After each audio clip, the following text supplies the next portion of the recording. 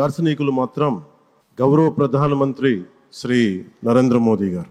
భారతీయ సనాతన ధర్మం తాలూకు విశిష్టతను యోగా ద్వారా విశ్వవ్యాపితం చేసిన ఘనత ఆయన సొంతం.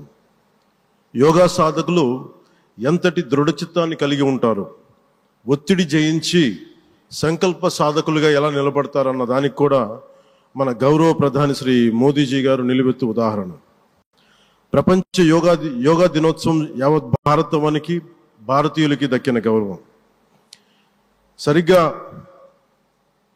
ఒక 2014లో అప్పుడే ఐక్యరాజ్య సమితిలో గౌరవ ప్రధానమంత్రి మోదీ గారు ప్రవేశపెట్టినప్పుడు దాదాపు 177 దేశాలు ఈ రెజల్యూషన్కి మద్దతు పలికినాయి.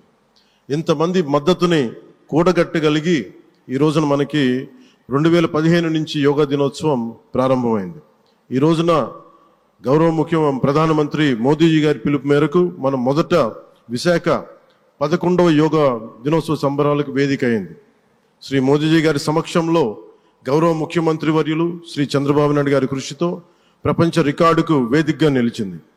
విశ్వనరులు మోదీజీ గారి పిలుపు మేరకు యోగా ఒక వన్ ఎర్త్ వన్ హెల్త్ ఈ ఆరోగ్యం థీమ్ని ఈ వేదిక నుంచి ప్రతి ఒక్కరూ ముందుకు తీసుకెళ్లాలని మనస్ఫూర్తిగా కోరుకుంటూ, ఇక్కడ ఆసీనులైన మీ అందరికీ ఇక్కడికి వచ్చేసిన ప్రతి ఒక్కరికి కూడా పేరు పేరున నా హృదయపూర్వక వందనాలు, నమస్కారాలు.